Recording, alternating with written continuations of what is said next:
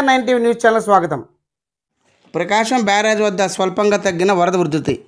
విజయవాడలో ప్రకాశం బ్యారేజ్కి వరద ఉధృతి స్వల్పంగా తగ్గడంతో అధికారులు ముఖ్యమంత్రి ఊపిరి పీల్చుకున్నారు.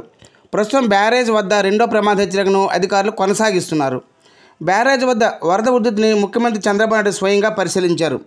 నిన్న బ్యారేజ్ గేట్లను పడవలు ఢీకొట్టిన నేపథ్యంలో ఆ ప్రాంతాన్ని పరిశీలించి తీసుకోవాల్సిన చర్యలపై ఆయన అధికారులతో సమీక్షించారు. ప్రస్తుతం రాష్ట్ర జలవనరుల శాఖ సలహాదారు కన్నయ్య నాయుడు ప్రకాశం బ్యారేజ్ను పరిశీలించారు. మంత్రి లోకేష్ పర్యవేక్షణలో విజయవాడ వరద బాధితులకు యుద్ధ ప్రాతిపదికన కొనసాగుతున్న సహాయక చర్యలు.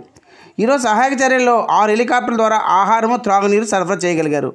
బోట్లు చేరుకోలేని ప్రాంతాలకు అత్యధిక టెక్నాలజీ ద్వారా డ్రోన్ల ద్వారా ఆహార సరఫరా చేయబడుతుంది. విజయవాడ డివిజన్ పరిధిలో 70 పునరావాస కేంద్రాల్లో ఆశ్రయం పొందుతున్న 14,458 నిరాశ్రయులు. ప్రకాశం బ్యారేజ్ వద్ద వేగంగా తగ్గుతున్న వరద.